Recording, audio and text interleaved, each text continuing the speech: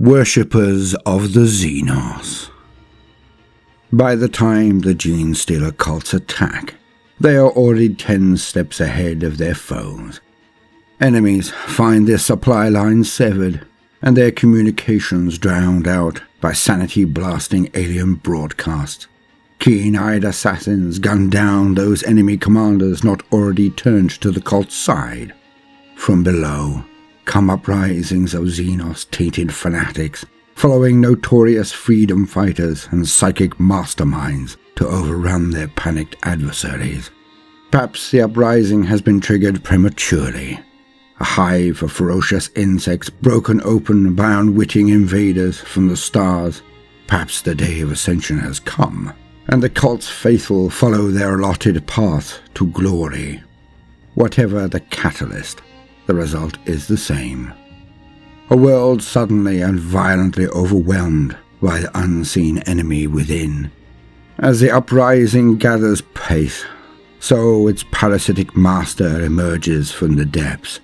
Long has the Patriarch hidden its nightmare visage from the light of day.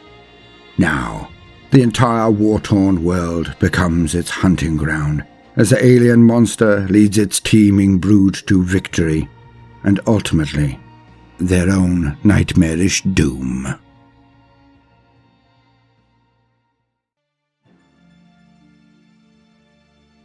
Welcome, gentle listener. I am Baldermort, your faithful servant, and I wish to introduce you to the factions, forces, and faces of the Warhammer 40k universe.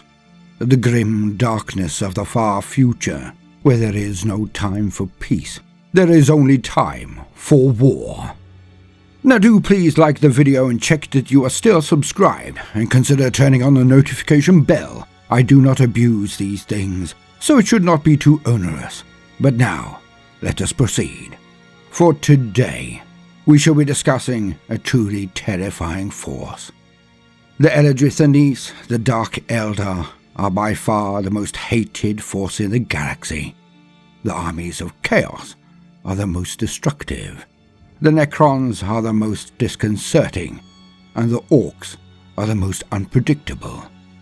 Yet the subjects of today are a collection of horrors that are by far the most insidious, wheedling their way into every strata of society, inveigling their own into every position and structure of power, until, usually in the one night, they rise up and seize total control of the world they are on, if not the entire star system. Difficult to detect and almost impossible to totally eradicate, they are the canker in the soul of many worlds across the Imperium and beyond. Though most often seen as humans, they can be of near any race that still have biological bodies. They are the enemy within the gates, the snake slithering across your very garden lawn, the shadow of treachery and deceit. Of course, I can only be speaking of the Genestealer cults. Now we shall have a small flavour piece, as gifted to us by Games Workshop, from the very pages of the latest codex for the 10th edition of Warhammer 40,000. So, let us be about it.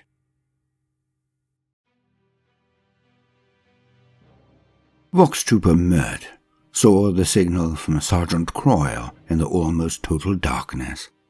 The jab of 2 gauntleted fingers towards their quarry and the swift, economical nod of Croyle's helmet were outlined in scratchy illumination by Mert's visor. He kept his hot-shot lasgun level, the tip of its barrel following the slow turns of his head as he scanned left and right. His breathing was heavy, the chase and a sense of disquiet conspiring to exhaust him, and he fought to slow it. Mert circled a pile of fallen shelving before stalking deeper into the benighted remains of Archive District Vendicus II. The rest of the Kassakin squad fanned out, Sergeant Croyle at their head and Mert at their heart, in a precisely dispersed formation. The Kassakin were deep enough now beneath the micro-sprawl of Ivershon civiship that the reverberations of its heavy industries, its millions of inhabitants, and its hourly emissions of reverential chorals had faded beneath the soles of his boots.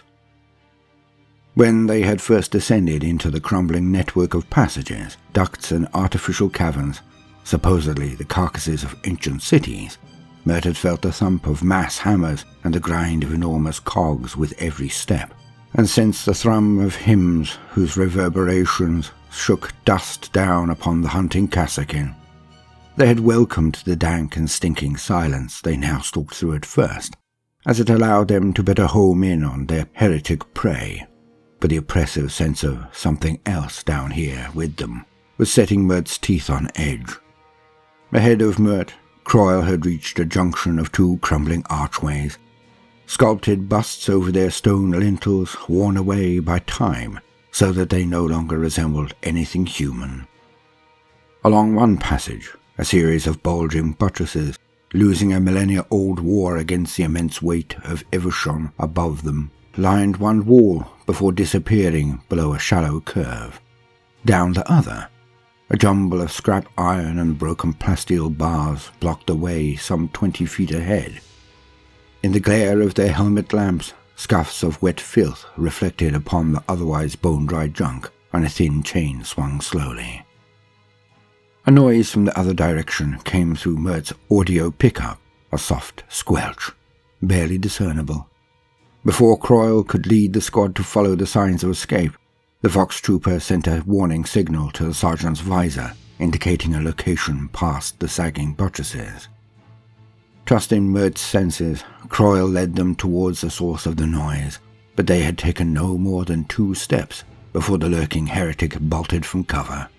The figure was quick, and Mert was surprised when he saw it attempting to break its stride with random lunges to throw off the squad's aim. It was futile. The first crimson beam of las fire merely grazed the heretic's shoulder. The 3 others tore into its back. It pitched forward, dead before it hit the passage floor. No one lowered their weapons as they approached the smoking corpse. They all knew there were more of these traitors down here. As the Kassakin took up sentinel positions, Mert joined Sergeant Croyle, who had stooped to inspect the body, the third that they had brought down since entering the Archive District. Between Croyle's shadow and the challenging play of lamplight, as Kassakin turned to scan for threats around them, Mert looked at their quarry.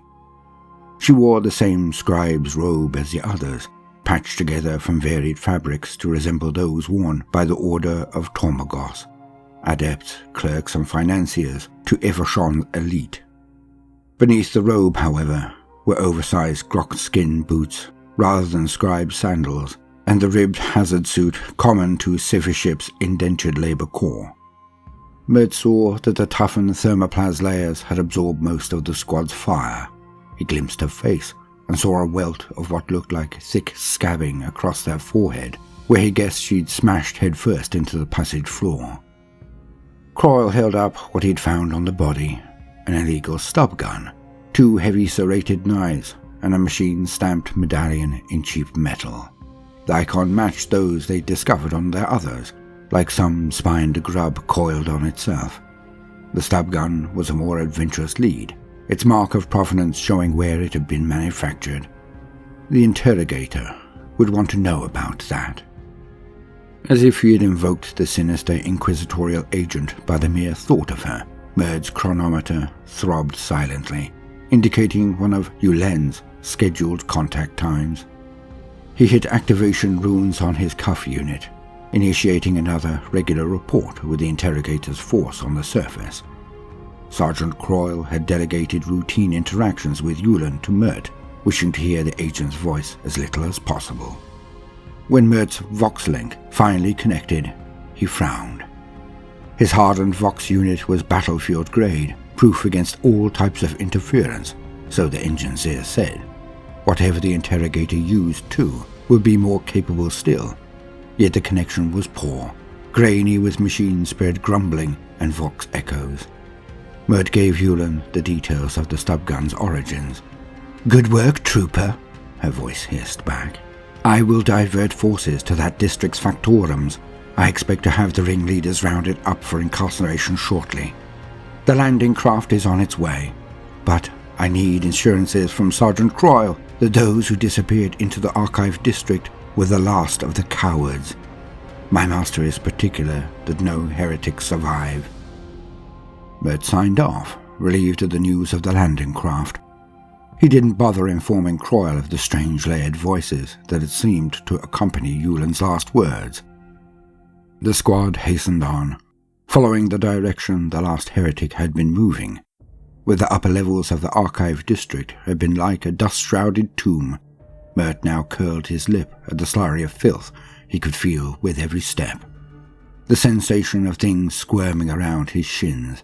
Foulness seemed to pool down here in the dark. No wonder these thrice-damned traitors fled down here from Interrogator Yulin. The inches of muddy effluent made tracking the heretics easier. Several times their tracks doubled back, were scuffed in attempts at obfuscation, or appeared to be joined by many more than Mort's squad had thought they were chasing. The Kassakin caught another 2 of the heretics hunkered down behind a rough barricade, the scum using automatic solid-shot weapons and shotguns that boomed in the enclosed space. Several volleys of pinpoint las fire shredded their defense, but the delay had worked. From the rear, a muffled thump was followed by a deafening shockwave of exploding shrapnel. It was only by the grace of the God Emperor that the ambush had failed with the heretics' poor aim. The ambusher was torn apart by the Kassakins' return fire before they could reload. When the reverberations died down, Croyle signaled the advance again at speed. Mert heard the hurried slaps of booted feet ahead. These were now surely the last of them. It disturbed him that the heretics had somehow acquired weapons of greater variety than the interrogator had led them to believe. Mert tried to contact Yulin on the surface once more. This time the connection was worse, and he could hardly hear her voice.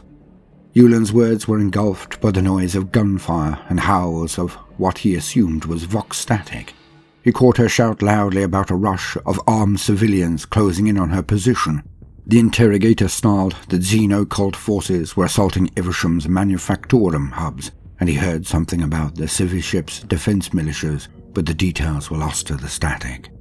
Her voice and the noise of shots abruptly cut off, but the animalistic feedback remained, along with a scratching that seemed to crawl inside Merd's ear like a parasitic grub. The deeper Merd's squad moved through Archive District Vendicus II, the more oppressive became the feeling around him. A threat hovered out of reach of his understanding and beyond the illumination of his stablight. It was not the darkness and dense spread of dead ends, blind junctions and obscured, intentionally and skillfully concealed, Croyle had eventually agreed, passage entrances. Merd had fought through more dangerous terrain on battlefields against Xenos wielding blasphemous technologies. Nor was it in the increasingly effective tactics the heretics appeared to be employing. Merd's squad had discovered and evaded mass reactive mines. Deadfall pits opened up to archive levels 50 feet down, and invitingly ajar hatches and doorways laced with chemical explosives. Fear had been trained out of Merd and his comrades. He told himself that his wariness was not fear, that his feelings of being surrounded was the heretics' attempt to make their numbers appear greater than they were. Ambushes followed where the heretics' traps had failed, from the side and behind, or assassins dropping from overhead niches. More than once, the Kassakin had almost become trapped in kill boxes and dead ends in the cloying darkness.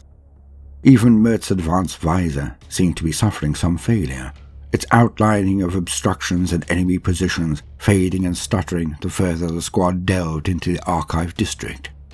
He cursed the machine spirits and longed for daylight again. At last, Mert fell in with the rest of the Kassakin squad as they reached into a larger space, with crumbling sounds of debris, broken machinery and fallen rock providing possible cover ahead. The walls rose around them, dark alcoves yawning like open mouths. At Croyle's silent signals, the squad spread out, preparing to encircle the outcrops of cover and execute anything that lay behind. Mert crouched near the chamber's entrance, covering the squad's exit. Music and hymns slowly rose to Mert's conscious hearing from the silence around. They were not coming through his vox bead, not echoing up through his boots this time. They were echoing softly from all around. It wasn't the industrial chorals of the surface, but different voices. male and female, young and old, others that were horribly inhuman. His visor feed finally gave up entirely. He ripped it off and felt a change in air pressure hit his exposed face. Something moved up high, a blur of deeper shadow. Mert turned to warn Croyle, but the shadows had swarmed in amongst them too quickly for his shout. There were glints of light, reflections from teeth and talons and slick shells. Half the squad were ripped apart before any could fire a shot.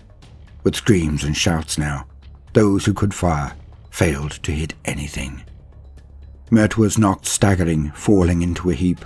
He tried to raise his arms, to aim. There was nothing left beyond his shoulder.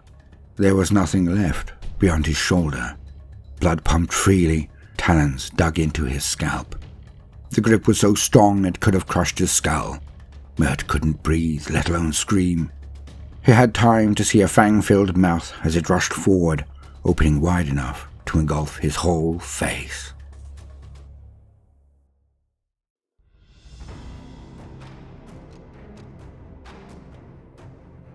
Now, I have to admit to being slightly remiss, both in my knowledge and the presentation of these horrors.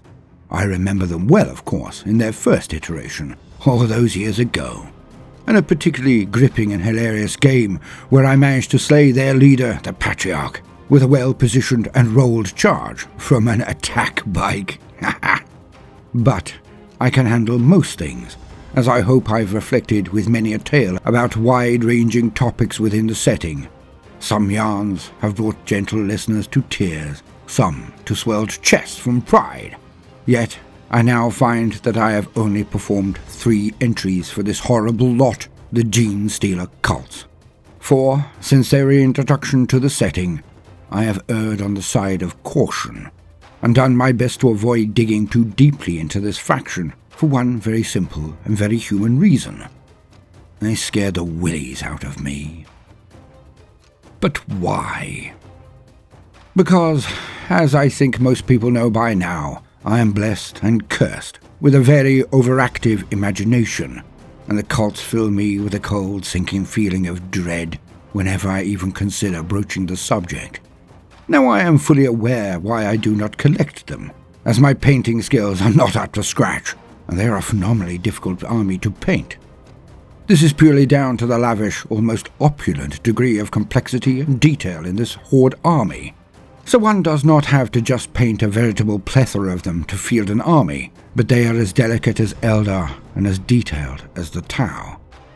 But all of this aside, I find their entire concept as sinister as it gets, while being as unstoppable as the rising sun. They grind down their enemies before they raise a single banner, or fire even a single shot. They are as corrupt as the Chaos Cult, but in ways that are even more disconcerting for me. For they are not willing participants, no matter how coerced, like those tawdry and pathetic followers of the Dark Powers. The corruption of these beings is written into their very DNA. From head to toes, they are the enemy of all of humanity, and yet they wear our face. They do not wish to merely subjugate our race, nor to merely assimilate. Not really. They are harbingers of doom, and like gourmet chefs, they prepare the entire human race and any other they manage to infiltrate for one purpose, and one purpose alone: our consumption by the great devourer, the bugs, the tyrannids. They cannot be negotiated with, because even they do not know their role in the great banquet for their true masters, the hive fleets. They cannot be utterly eradicated without the expenditure of catastrophically huge expenditure of effort and rare resources. For the Imperium would need to not just scan the minds of any suspected member of the cult. No. They would need to take detailed genetic sampling and testing to check if a person held any of their genetic repugnance within their frames. For many would not even be sentient of the fact that they were the product of the dastardly xenos secreted within the greater population. I find them a threat, the kind that makes my mind boggle and sends shivers down my spine. Hence, I have tried to avoid delving too deeply into their structures and specialists, until today. We shall cover the known cults and the specialist units and leaders of this faction, right here, right now. So, gentle listener, let us learn together and hear some tracts from the newest codex to gain the very basics. To quote, "Infestations beyond count. Arising cults. Exactly how long the curse of Genestealer cults has lurked, proliferated, and spread amongst humanity is impossible to even estimate. Each cult is unique. Every one is an autonomous entity, a cancerous virion embedded within its host society. They are shaped and sustained by the society's fabric, as different from each other as one world is to the next. Very few worlds settled by the Imperium are homogeneous expanses.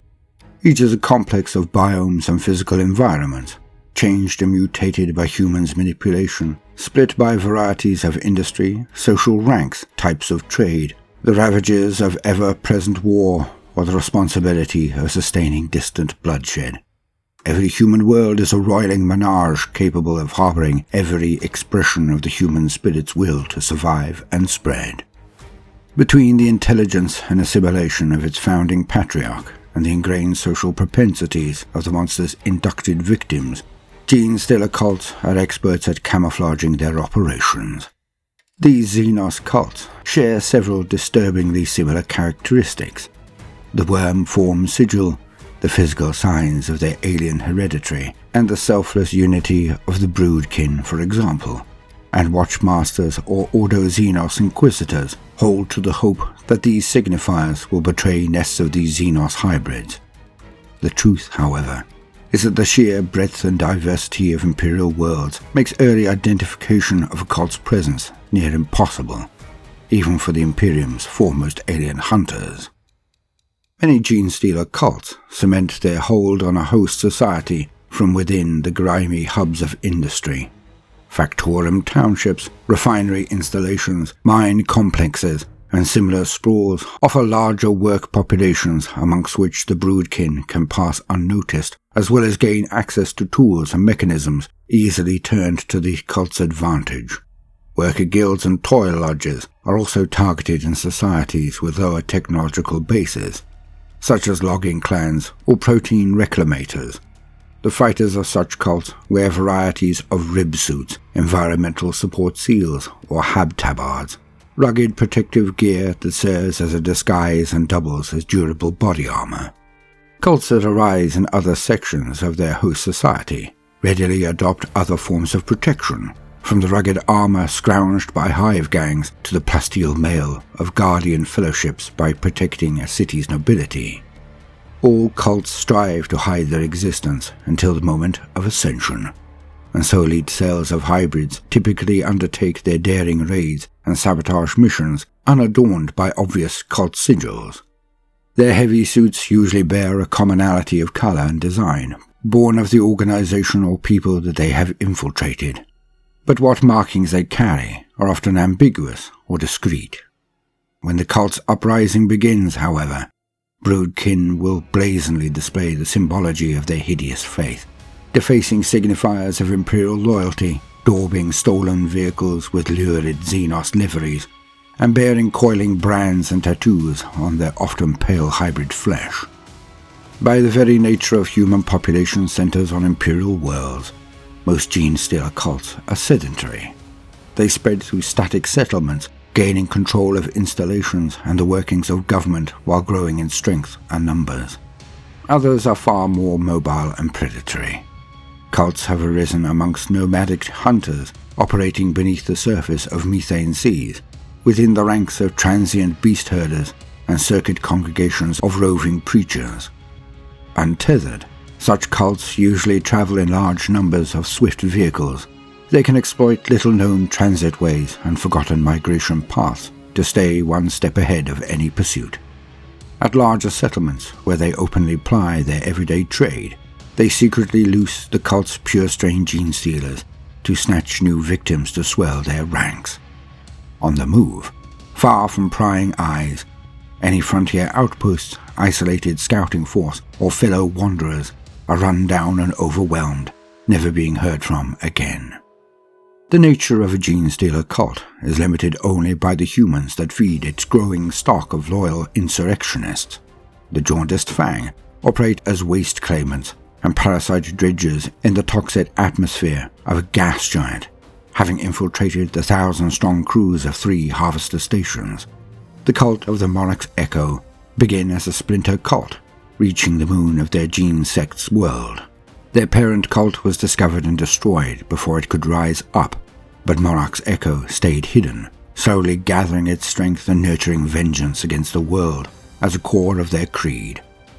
There are Genestealer cults that embrace the divine adaptation of the Star Children.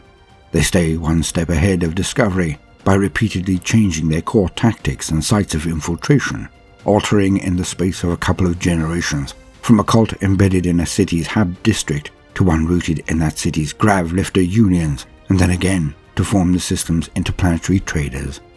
There are others whose infiltration focuses on religious, noble, or scholarly societies, using whatever vulnerability and usefulness their patriarch has identified to spread its progeny most effectively. The Void-born Curse. The biomass of habitable worlds is a Genestealer's primary target, yet Voidcraft can also offer suitable infestation sites. Some have been discovered not only unknowingly transporting a hidden Genestealer waiting to reach a biomatter-rich world, but also housing an entire cult.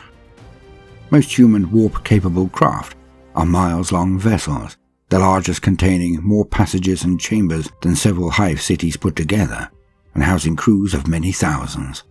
A single Genestealer can instigate a cult of broodkin amongst their teeming societies of labourers, gunnery crews, and officers.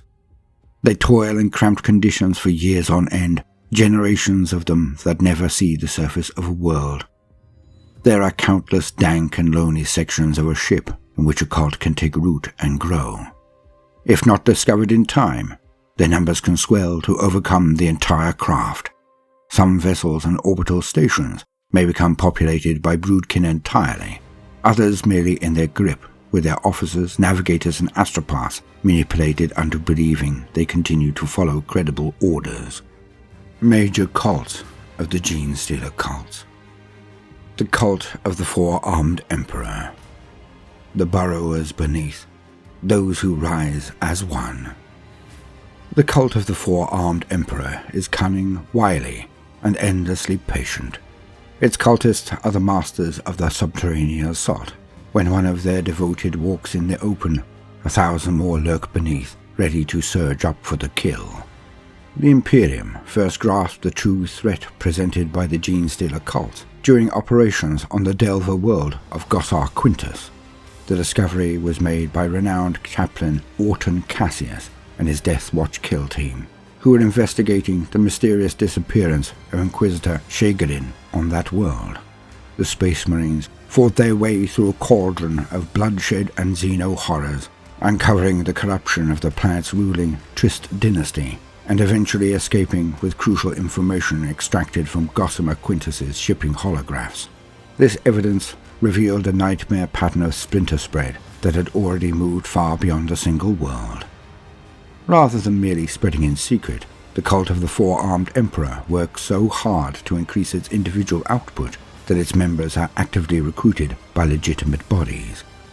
Blind to the consequences, the adepts of the Departmentum Munitorum have shipped the cult's agents far and wide as exemplars of an efficient imperial workforce. Within weeks of each transfer, the cult's operation begins anew, its leaders preparing the way for an import of pure-strain Genestealers once a transit connection is established. In this way, the Trist dynasty has spread the cult of the Four-Armed Emperor across half of the galaxy. As consummate miners and subterranean explorers, its followers have learned well how to thrive in the darkness, keeping their secrets buried beneath layers of respectability. The cult of the Four-Armed Emperor is a galactic infection rather than a local one, for of all the cults, it is they who are the big thinkers, the plotters in the shadows. Despite the Death Watch's best efforts to track them down and purge them from existence, The cult's warrens now honeycomb hundreds of Delver worlds. The war leaders of the cult of the Four-Armed Emperor fight as much in the daylight as in the dark. They seek out the schematics for every building and conurbation they reach, maximizing the potential of each underground network and altering plans so that new areas are built.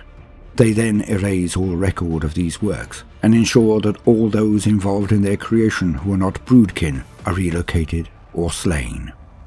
These visionaries push their tendrils into every level of society, but make particular use of the countercultures and underground elements who have known the territory better than any surface dweller. Of all the cults, it is the Brotherhood that best uses the techniques of undermining and ambush from below. They have individualized their way of war, turning the lumbering giant of the Imperial workforce against its masters.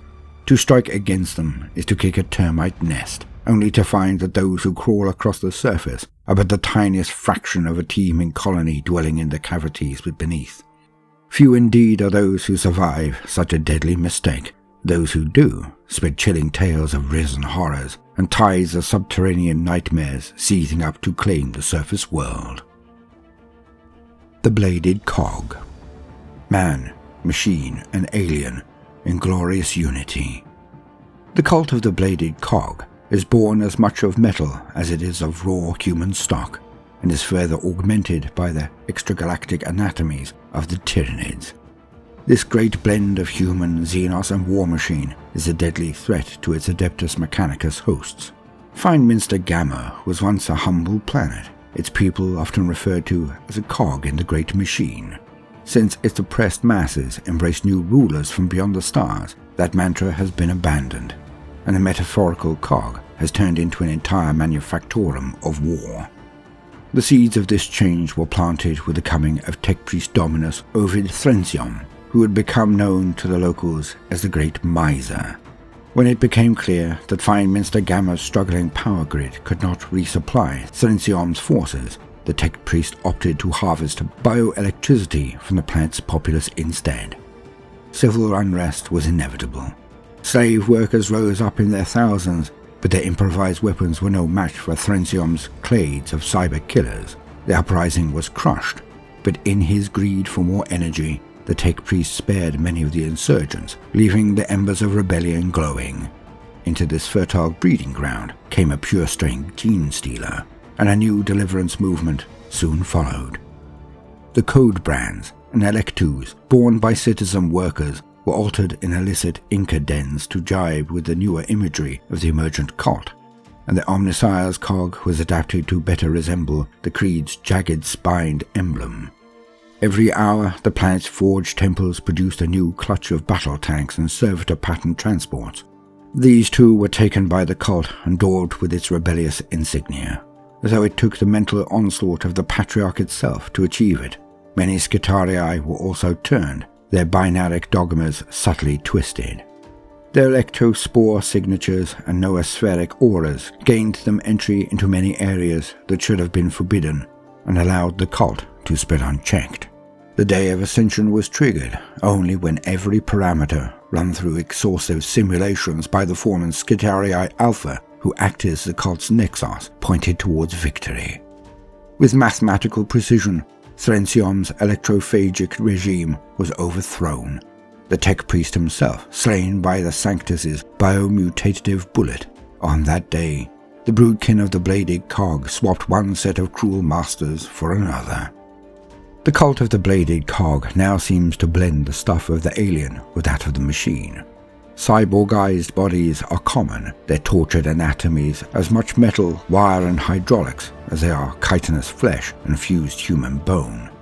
The bionic creatures that form the vanguard of the cult's uprising are blasphemies against the Omnissiah. The cult's quest can never reach true fruition, for the Tyranid is as alien and distant from the Holy Machine as it is possible to be. Yet this does not stop the Bladed Cog from pursuing their crazed agenda with the fervor of fanatics.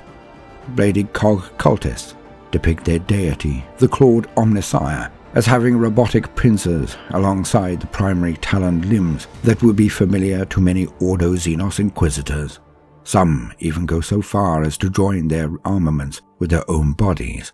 undergoing painful surgeries until they become one with their machinery. Others focus on defiling the mechanical bounty of the Omnissiah by employing it in the cult's name. The machine spirits of battle tanks and artillery platforms are forced into unwilling compliance, while blasphemous scavenging and wanton innovation see the machinery of oppression converted into deadly explosives and industrial-scale weapons to be borne to battle against the oppressive cult Mechanicus. The Hive Cult. They who take up the gun against the tyrant. The Hive Cult are militant, organized, and hierarchical. They infiltrate not only the criminal underworlds and hive gangs of their host planets, but also place special emphasis upon subverting the Astra Militarum regiments that recruit from them. To the Hive Cult, it is a divine duty to be armed and dangerous.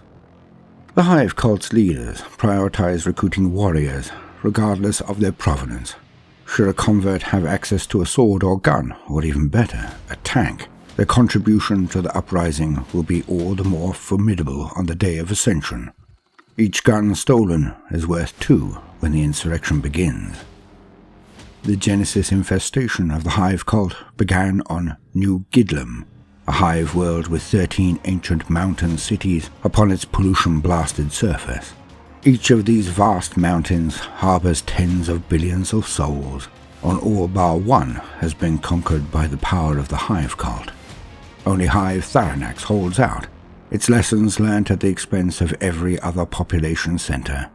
Even so, its lower levels are constantly besieged, and its future is bleak. The cult's emergence on New Gidlam began with a spate of ritual killings.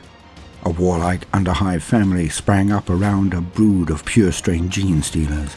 These Xenos specimens were purchased from a self-appointed Xenosar and smuggled into the city by furtive gangers looking for a secret weapon to use against their enemies. Brought swiftly into the sway of the Genestealer, they called the First Father, the gangers went on the warpath and soon overran their rivals. In the meantime, the aristocracy of the Hive had also been infected by the cult's savage ambition. Its magus, Vorkom Mai, was at the center of its shadowy operation. He brought the ruling dynasties into line one by one, swaying them with his psychic influence and uncanny charisma. Those who proved intractable or too powerful were dispatched with subtle acts of murder, first by Mai himself, later by other cult operatives such as the Sanctus, sowing the urban legend of the White Creeper amongst the Hive aristocrats. New Gidlam's principal human exports, skilled roach-worm silkers and recruits for the Astra Militarum, spread the infection of the Hive Cult from the outer worlds of the Segmentum Solar to its heartlands. With many Imperial Guard regiments recruiting from the gangers of these worlds, the Hive Cult spread ever further. Hidden gang signs and electus worn under the skin enabled those of the Hive Cult to identify one another and to spread their creed in the endless hours of inactivity that typified life between engagements. When the Hive Cult carry out an insurrection, many of the Astra Militarum regiments sent to put down the uprising include thousands of members bearing the worm form. These agents of the cult betray their regiments from within, and with armored squadrons and even super heavy tanks turning to fight alongside the rising tide of the underworld, the loyalists are often overcome in a matter of a few bloody days. The Hive Cult's chillingly efficient manner of taking over territory has proved incredibly effective. Coordinated by gifted Nixos strategists who marshal and distribute their faithful with martial precision, the cult has endless ranks of soldiery marching to the beat of the First Father's drum.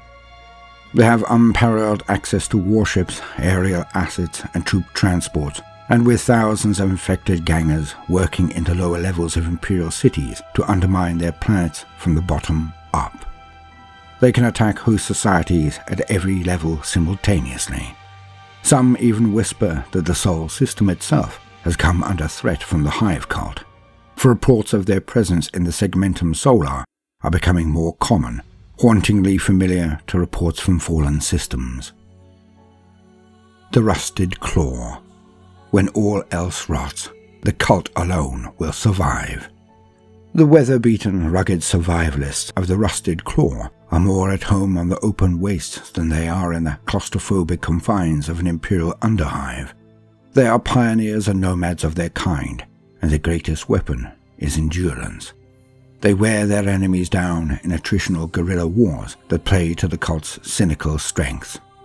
The cult of the Rusted Claw is constantly on the move. Its adherents thrive on the fringes of imperial society, for they exemplify the cult's need to expand and infect fresh host populations.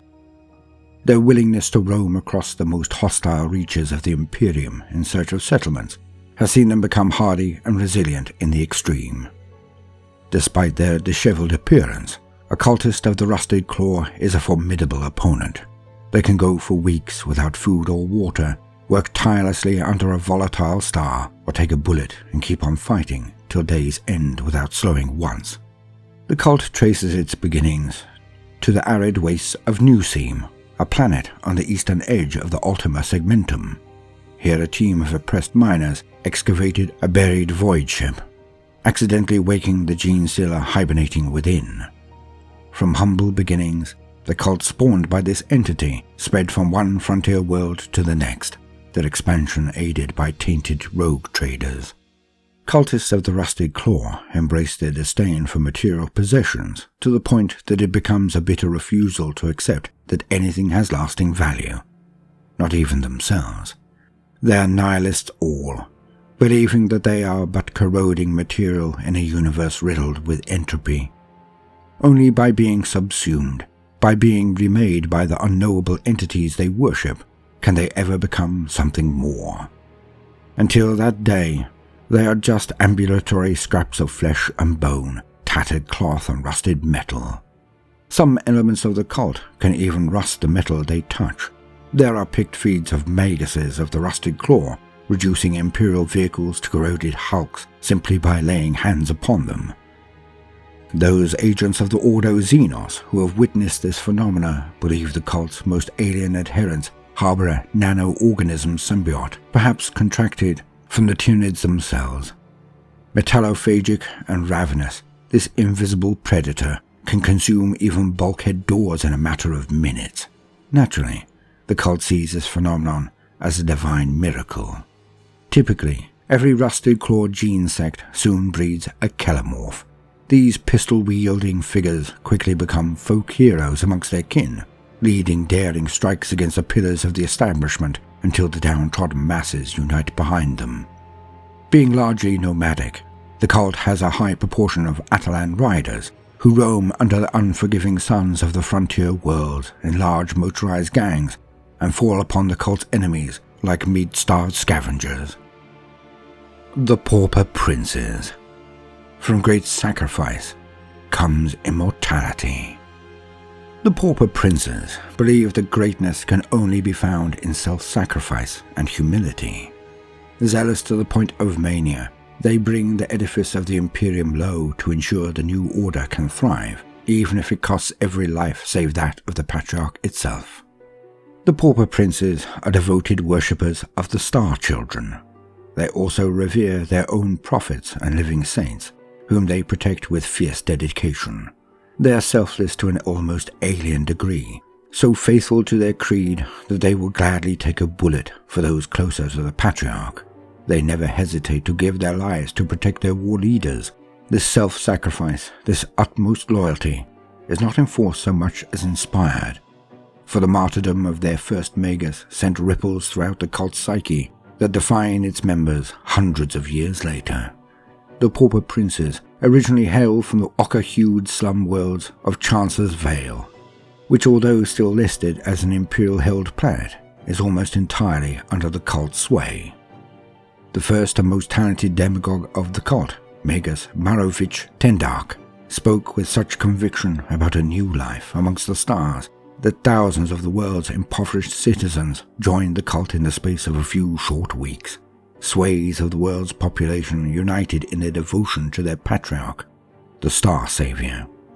Every Emperor's Day, the Magus sermonized to rapturous applause about the glories to come. Tendark died saving the Star Savior himself by diving in front of a rattling sniper's bullet. The abhuman assassin was torn to pieces within the hour. Tendark attained the status of a saint and the cult's flock quadrupled in size. If any cult embodies unthinking obedience to the brood mind, it is the cult of the Pauper Princes. The zealots of the cult would literally do anything to save their masters. There are reports in Ordo Xenos files of 100 extreme incidences of self-sacrifice, some so shocking that they seem more like the behavior of an insectile hive than a group of humans.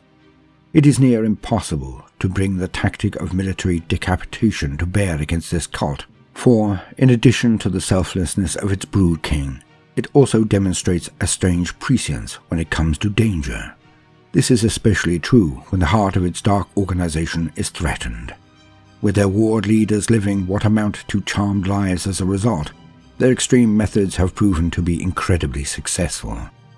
As they say amongst the faithful flock, to be one of the Pauper Princes is to live forever. Though none admit that it may not always be in the same body or even anatomy as their birthright. Claws hailing from this cult typically induce vast throngs of lowly faithful, tides of chanting neophyte hybrids more than willing to serve as living barricades between which their leaders can shelter.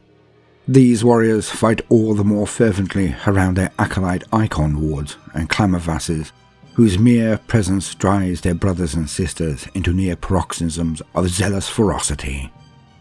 Chance's veil remains prominent in the cult sermons, even amongst those gene sects whose faithful never set foot there. Cult agents will sometimes arise with the wrinkled and salt-encrusted skin attributed to that world's people, and their appearance is hailed as a miracle. The Twisted Helix. They who swallowed the bitterest pill. The cultists of the Twisted Helix did not have the Genestealer curse thrust upon them, but instead voluntarily took it into their society through extreme medical experimentation. They harbour unnumbered bio-horrors amongst their ranks, and take as their symbol a grotesque corruption of the hermetic symbol employed by Imperial Medicae institutions. The cult of the Twisted Helix spreads through the most sinister of methods, using the Imperium's limited understanding of medical science against it. The cult originated on Vijovian 3, a civilized world in the Segmentum Obscurus, long ago overtaken by the industry of the macro-alchemical distilleries that manufacture its exported medicines. So influential have these complexes become, and the dynastic corporations that ruled over them, that everywhere the skyline is ridged with enormous medifactoria.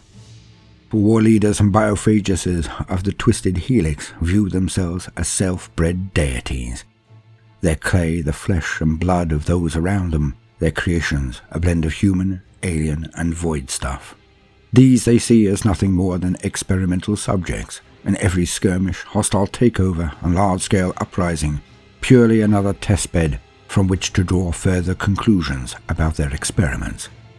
Using chemical compounds, they have dulled the minds of their world's populace to bovine levels of obedience, and continue to avoid serious investigation thanks to the importance of Vijovium's vast yield of Medicae supplies and void sickness pills. Pure-strain Genestealers were first brought to Vijovium not as invaders, but as experimental subjects, and they were subsequently dissected.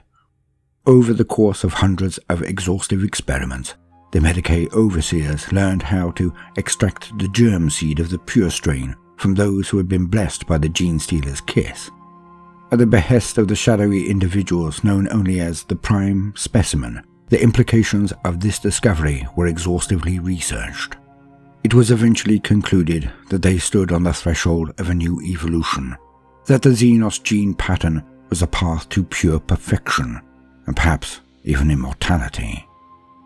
Under strict test conditions, the aristocracy of Vijovium injected the stuff of the aliens into their veins and began their transformation into something resembling neophyte hybrids. Sure enough, after many hideous byblows and aborted experiments, they birthed a new clutch of Genestealers with which to further their agenda, albeit a brood given life in the sterile tubes of a secret medifactoria. These in turn infected new infestation sites, and the Vijovians began to resemble a cult like any other.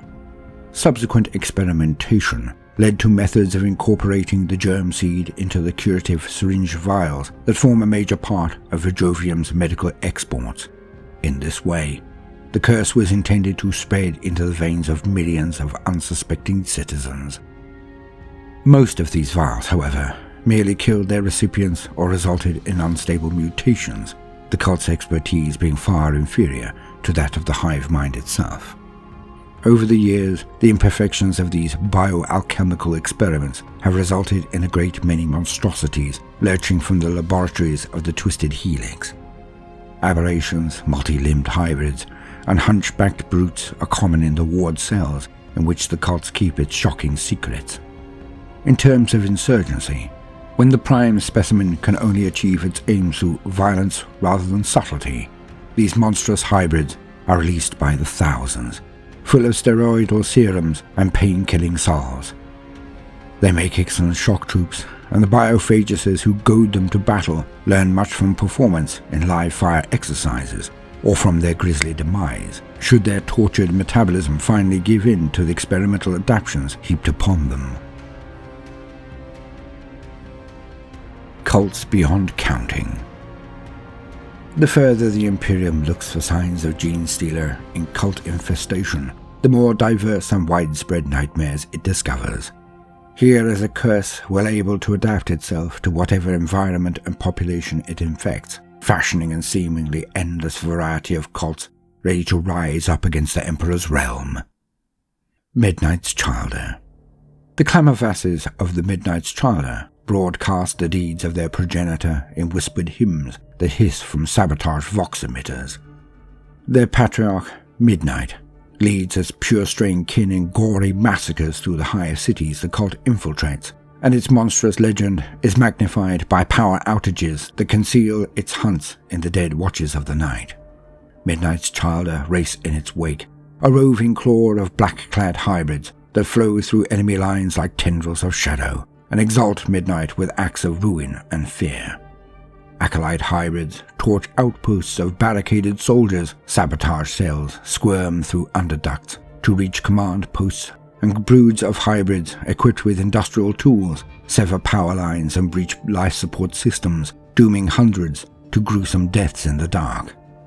Every venting of people through airlocks, every cry of fear they wrench from their oppressors' throats is an ode to the Star Children. The Sidiprus Saints. The shrine world of Tefris was dedicated to the subsector's fallen heroes. There the cult of the Sidiprus Saints rose amongst the adepts who attended the world's osteo-shrines, its plazas of polished skulls, and its powder-white meadows of ground femurs. Splinter cults have since wormed their way onto a dozen other Imperial Shrine worlds, buying passage along the Martyr's Road, a network of warp channels favoured by generations of pilgrims. The cult's broodkin are fanatical in their creed's defence, which tells of a pallid saviour rising from its throne. They honour this tenant with the hard-wearing hauberks formed of blessed bone shards they wear under mouldering robes. The maguses of the Sidiprus Saints lead many of the cult's raids.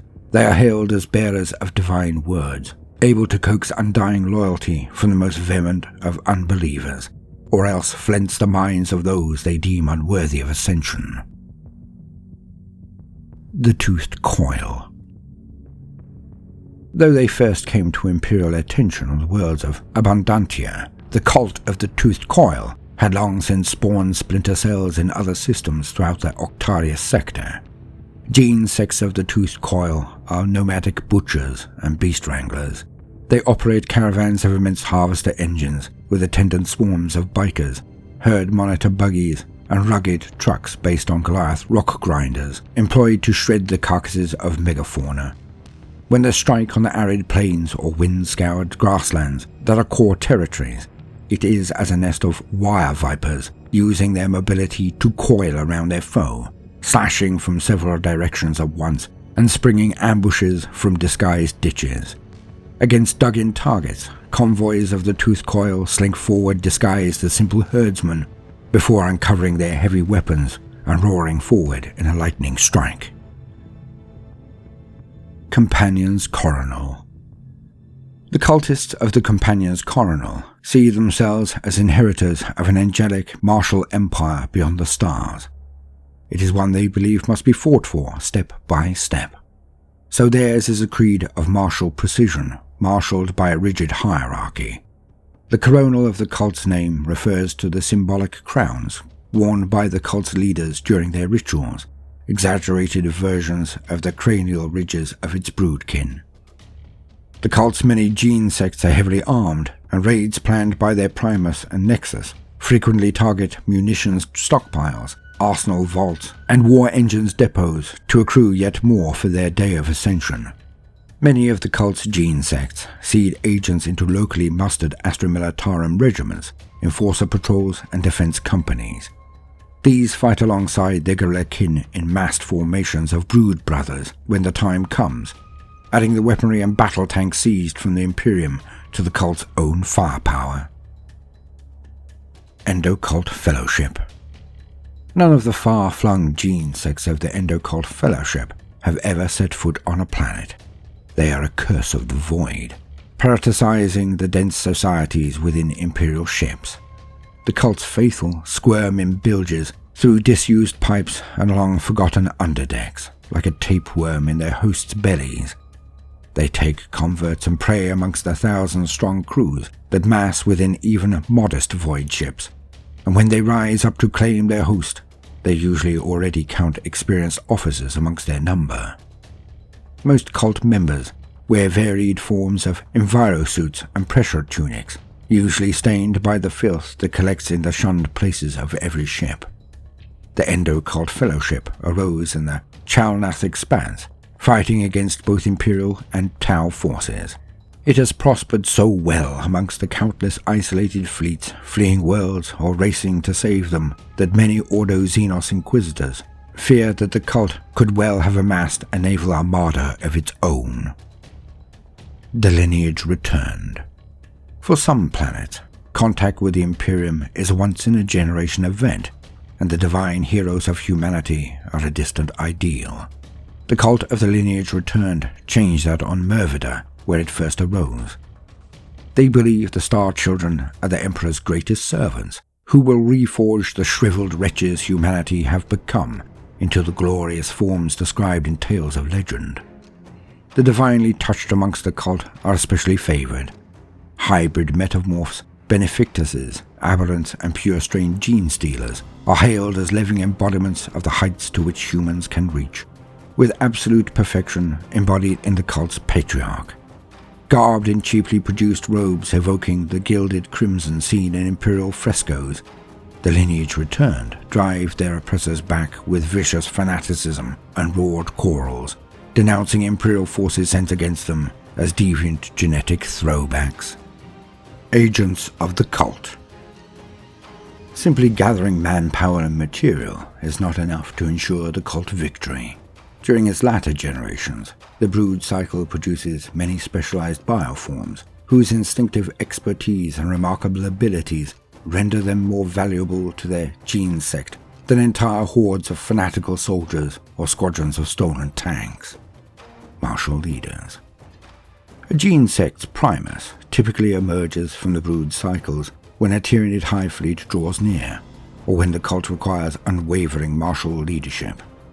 Robust, they command their brood siblings with the instinctive confidence needed to rally even the most disparate of cult's forces.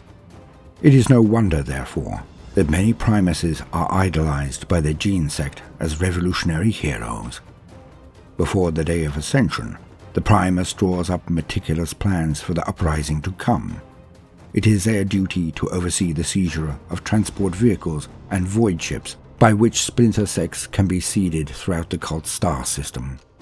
As the moment nears, the primuses take over military leadership of their gene sect's forces, becoming the personification of their patriarch's will and an iconic war leader. Even before the main coordinated assault, the primus masterminds raids deep behind enemy lines, frequently commanding them in person. In battle, the primus employs toxins distilled from their blood, injecting them into the enemy via needle pistols and vicious injector claws. Those not felled by these repellent fluids are soon cut down by the physically charged blades of living bone the Primus wields, a sentient shard capable of sucking the life from their victims, leaving them as lifeless husks. Amongst most cults, the Primus is aided in their ruthless strategies by a Nexos. This hybrid emerges from the brood cycle as the cult's numbers swell, to aid the cult in coordinating its teeming numbers. Physically, they appear frail, with veins visible beneath their pale papery skin and a slight tremor in their every movement. These are not symptoms of weakness, however, but rather the physical strain imposed by the Nexos's incredible mental abilities. Nexoses are invaluable coordinators and logisticians. By laying their hands upon a fellow broodkin, the Nexos absorbs a full sensory imprint of that being's life and experiences. They compartmentalize and cross-reference each of these psychometric records to build a multi-dimensional mental map. In this way, the Nexos becomes an expert on the cult's territories and capabilities, and the sprawling planetary battlefield across which it engages its foes. Armed with this knowledge, the Nexos acts as the gene-sex strategic nervous system, directing entire claws of warriors to outmaneuver and overrun the cult's foes. The influence of the Kelemorph, meanwhile, can be seen in the vivid folk tales of the labouring classes and the defiant set of their shoulders against the lash of imperial rule. It is evident in the graffiti motifs of the 3-armed gunfighter with a billowing cloak and the trails of bullet-riddled corpses strewn in the creature's wake. To the masses, the Kelemorph is a heroic symbol of revolution. To those in power, it is a mutant anarch and a threat to the peace of the Emperor's realm. In truth, this bioform is something darker and more cynical than either of these anthropocentric interpretations. The Kelemorph is a third-generation cult hybrid, fashioned from cultured gene strains of the local populace. It is genetically tailored to exploit the human psyche, preying upon the hopes and hatreds of the downtrodden, and the desires for adventure and rebellion rife amongst criminal elements and bored dilettantes alike. From its boosted reaction speed and phenomenal sensory acuity to its unnatural agility and perfect poise, the Kelemorph's superhuman aptitudes place it beyond the grasp of heavy-handed imperial justice. Driven by instinct and the will of the Patriarch, this defiant one-cultist army strikes wherever its victories will win it the greatest renown as a figure of liberation and hope. The hails of gunfire from its liberator auto-stubs become the stuff of local legend as they mow down legions of faceless oppressors and reduce even armored war engines to blazing wrecks. So enduring does the legend of the 3-armed gunfighter become, that many idolize or even seek to emulate its achievements. Thus, anarchy spreads throughout the underbelly of the prey world, as the disaffected from all walks of life are drawn unwittingly into the embrace of the cult. Vectors of the broodmind. Born of psychically gifted cult inductees, Maguses possess an outwardly human aspect, coupled with tremendous charisma and a formidable intellect. Behind this facade, they are first and foremost an extension of their patriarch's will, steeped in alien taint and wholly devoted to the rise and spread of the cult. They are agents of subtle misrule, content to operate from the shadow of their master's throne until the uprising begins in full. During the cult's gradual gestation, each gene-sex Magus wages a war of honeyed words and psychic domination, treading carefully to avoid disaster. They forge into the otherwise unassailable strata of the aristocracy, the ecclesiarchal elite, and the inner circle of planetary governance. A single audience with a Magus can transform a staunch opponent to the cult into a valuable agent of its cause, or else see them reduced to inexplicable insanity should they prove intractable. On more populous worlds, with multiple gene sects, Maguses may even seek to outdo one another in their endeavors. Such characters compete for their patriarch's favor with all the determination of rival siblings. Once the day of ascension arrives, however, all such notions of personal ambition fall away in favor of absolute obedience to the patriarch's wishes. Each Magus becomes a focal point for cult forces, a potential battle psyker who can drive their brothers and sisters into frenzied violence while manipulating the foe like blank-eyed puppets, compelling them to fall upon one another with guns ablazing. By comparison, the Clamorvous's utterances are echoes of the Patriarch's own holy voice, and when they roll like thunder through the spires and manufactorums of a high city, they can compel millions to take up arms.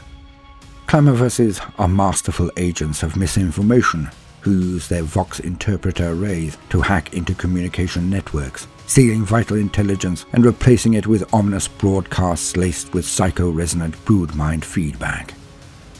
During the years of the cult's gestation, it is the task of each Clamorvous to spread fear and confusion through every available channel. To this end, they prevent Vox exchanges, distort vid feeds, and work to undermine popular confidence in the ruling elite. The Clamorvous feeds corrupted psalms and religious primers into the lower levels of imperial society, each replete with insidious double meanings. They have even been known to taint the minds and souls of Astra Militarum soldiery by distributing doctored copies of the imperial uplifting primer. When war comes, the Clamorvous's link to the Gestalt psychic order of the cult makes them a valuable frontline asset.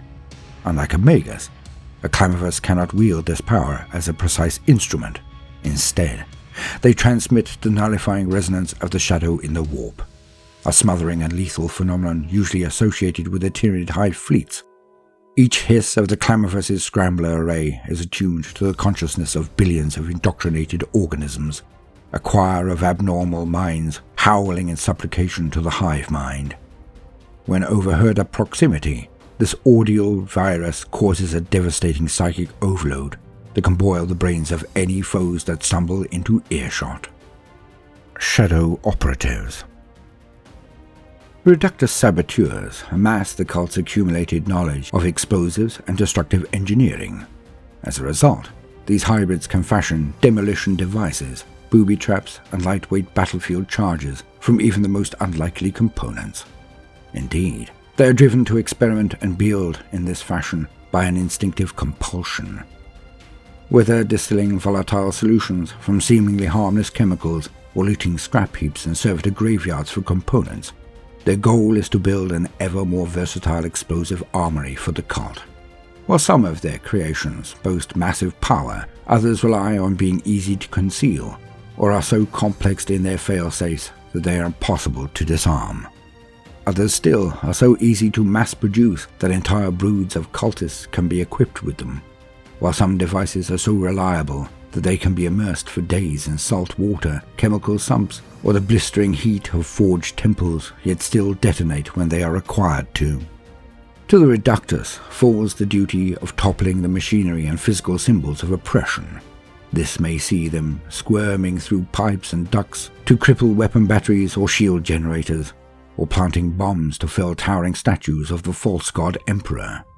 It may lead them to stalk through the shadows of vehicle hangars, tainted fuel supplies, or wiring concealed bombs to the tracks of battle tanks, or publicly assassinate the cult's most prominent opponents with concealed booby traps. Upon the battlefield, the Reductus Saboteur lives up to its name, sabotaging entire combat engagement areas with nigh invisible devices. Equally deadly in direct assault, they will flit from the shadows just long enough to clamp a handful of demolition charges to the hull of an enemy tank, then vanish again before the explosions begin. The Sanctus, too, slinks through the shadows on missions for the cult, but their weapons are those of the assassin. When not hunting, the Sanctus lurks in the gloom surrounding its Genesire's throne. From this vantage point, the Sanctus watches tirelessly for threats to the Patriarch. None can escape its notice. Those not detected by its formidable olfactory senses are often revealed by stolen multispectral goggles, themselves taken from the Departamento Munitorum or plucked from the corpses of some elite Imperial soldier. No foe can flee from a Sanctus, for the Patriarch impresses the psychic spore scent on each fresh victim upon the bioform's consciousness. Following this trail, the Sanctus can track its quarry across worlds and even through the vast nothingness of the void. The Sanctus works alone but for a single soul sight familiar, spawned from the streaming biogruel of the Genesis pools. This diminutive creature acts as a Patriarch's eyes and ears, allowing its consciousness to accompany the Sanctus upon each deadly mission. So supported, the Sanctus employs its wiry strength and grotesquely joined anatomy to full advantage, scaling the most inaccessible vantage points or squeezing into apparently impregnable bolt holes. Once in position, it is only a matter of time before the Sanctus delivers death to its prey, either by the slashing assault of its bio-dagger or with a pinpoint round shot from its whisper-silent sniper rifle. The Locus, meanwhile, is a gene-bred bodyguard that conceals its powerful, xeno-mutated form beneath heavily cowled robes. Inhumanly patient, these creatures stand at the shoulder of many a Magus or Nexos, still as statues, but unblinkingly aware of the slightest threat to their master. Should assassins strike, the Locus embodies the cult's riposte, exploding into a sudden whirlwind of motion with the speed of a striking Tyranid lictor. Robes part to reveal vestigial weapon limbs and a lashing tail with a chitinous barb. Yet it is the Locus's twin sabers that serve as its most formidable weapons. One swings out, lightning fast, to parry the descending knife or whistling bolt shell of the killer. The other takes the attacker's head neatly from its shoulders. Only once the Locus's master is safe do the creature's blades return to their back scabbards, its robe settling back over the nightmare form that lurks beneath. It is common for a Locus to accompany their gene-sex Magus during diplomatic parleys with the great and the good of Imperial society. Here they back their master's words with a sense of watchful menace, or simply fade into the background as required. Should the negotiations prove troublesome, the Locus will subtly twist the head of the neurotraumal rod that it carries like a staff of office.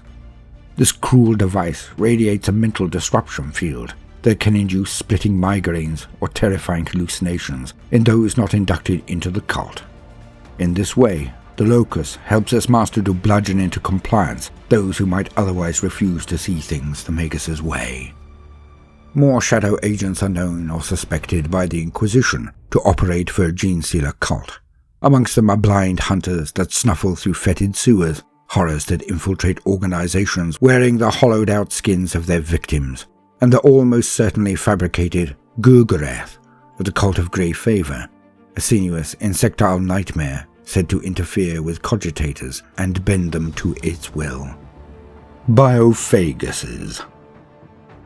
Masters of genetic manipulation and bioalchemy, biophaguses are responsible for industrializing the process of indoctrination and infection by their cult.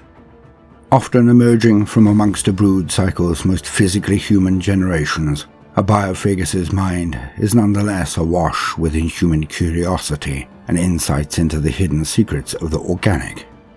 They concoct contaminations that infect swathes of the cult's host society with Xenos biomatter, rendering the victim susceptible to the sinister influence of the cult. They also search for ways in which to harden the rest of the broodkin against toxic threats and brew poisonous filters of their own that they do not hesitate to field test. Biophaguses often pose as Medicae specialists in slum hospitals, alchemical distilleries, or med-paste factories. Others lurk in positions of authority, running discreet tests and procedures upon the local populace as well as upon planned broodkin. A patriarch instinctively values the work of its biophaguses. To this end, they are often granted a familiar, a scuttling assistant to aid in the synthesizing and dispersal of Xenos biomatter. Benefictuses. No matter how well planned a cult's raids, the militarized nature of many imperial worlds means that the broodkin's ploys will often come up against obstacles they cannot breach with the tools to hand. Doors to munitions vaults that are proof against simple chemical explosives, fortified bunkers containing a city's astropathic shrine preparing to call for aid. Many main battle tanks of punitive imperial armies, even stolen industrial saws, lasers and drills, are of limited use against these, and a cult's resources cannot always be brought to bear against them all.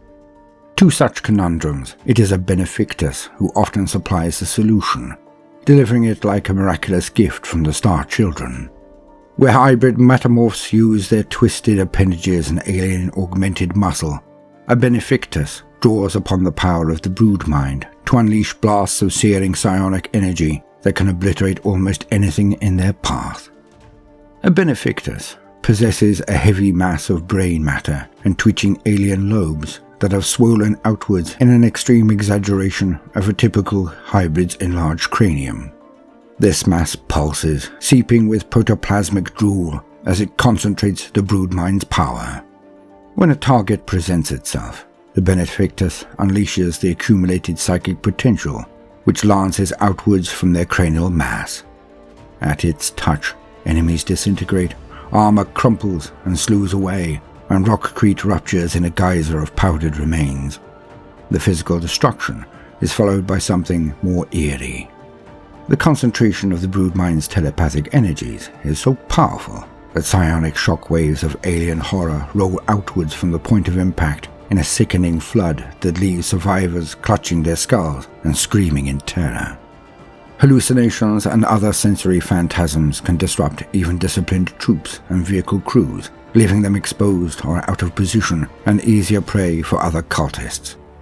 There is nothing subtle about a Benefactus. Where a Magus is an artful manipulator, a Benefactus has been likened to little more than a walking artillery piece. Those broodkin who accompany it to battle are seen as forming an honor guard for a revered weapon of the Patriarch, rather than fighting alongside an inspirational hero. But in the cultist's eyes, a Benefactus is without doubt blessed by the Star Children, and they are honored as extensions of the Patriarch's power. The trigger for the birthing of a Benefactus aligns with that of hybrid metamorphs. Several of these living weapons appear within well-established gene sects in the years leading up to the appearance of a Tyranid hive fleet at the cult's world. Yet, they also mature amongst much younger cults, often in a reaction to local factors limiting the cult's growth and potential success. Benefactuses of early cycles can wipe out inquisitive patrols of enforcers so suddenly that no distress call ever gets out. They can tear through blast shields sealing off their hive city district from another that is teeming with potential recruits. Others slay tank-sized xenofauna that compete with the cult for the sorts of underbelly territories they operate in. It is probable that these strange hybrids are manifesting in greater numbers thanks to the opening of the Great Rift. Most imperial worlds have seen large numbers of psychers swell beyond the authorities' ability to round them up. Many escape into society's cracks, and a hidden Genestealer cult is always ready to capitalize on such potent genetic stock. Hybrid metamorphs. The occurrence of hybrid metamorphs is hailed as an omen of holy import. The creatures mutate from specimens of the first or second generation of a brood cycle, their arms transforming into claws that can crush ferrocrete, whips of barbed sinew, or hooked chitinous blades. Some develop gruesome tentacles that fringe their maws, or quivering throat sacs that turn their bile to bioacid. Many amongst the cult make offerings to appease the metamorphs, believing to do so is to carry favor with the Star Children. In truth, the metamorphs usually mutate as a result of a hive fleet drawing close, sensing a developed Genestealer cult. The hive mind sends a synaptic imperative and triggers dormant gene codes buried within the bodies of the faithful that bears hideous fruit in the next generation. In this way, hybrid metamorphs forms echo not only that of their direct Genestealer ancestry, but also that of the wider unnatural and deadly adaptations of the Tyranids. Those amongst them that inevitably rise to positions of instinctive command often bear symbiotic organisms in the form of threshing tendrils and sentient chitinous blades. Most metamorphs also retain the dexterity and intelligence to wield rapid-fire pistols or handheld incinerator devices alongside their biological weapons. Between their symbiotes and mutations, the raw power of the Tyranids and their human knowledge, they provide the cult with ferocious comrades to overthrow the prey world. Occasionally, metamorphs also spawn as an instinctive defense mechanism, be it the onset of warp storm, the peril of discovery, or an alien invasion. Premature mutation is forced on these creatures to help defend the Patriarch in times of great need. Familiars. Sooner or later, diminutive figures begin to appear amongst the Genestealer cult. They are nimble and scuttling, lurking in the dark, their beady eyes ever watching. These familiars bear many characteristics of the Patriarch, but they are neither true Genestealers nor any kind of hybrid. Their origins are varied, where they are known by the cult at all. Some, such as the psychic familiars that attend the Patriarch and its magus, coalesce from coils of psionic shadow. Other familiars have crawled out of the pool of gene gruel under the Patriarch's throne, were created in a biophagus's surgical experiments, or are believed to have budded as a conjoined organism from an aberrant and torn themselves free. These clawed imps exhibit many different qualities, from the powerful telepathic bond psychic familiars share with their masters, to the precision and dexterity of alchemic-esque familiars, from the strange sensorium of a soul sight familiar to the domineering sentience of a mind-worm familiar. All, however, are viewed by the broodkin as blessings from the Star Children, and as a sign of favour upon those they serve. End quote. A bit of a long quote on that one, but I do not believe in reinventing the wheel, and am working on some of my own bespoke pieces.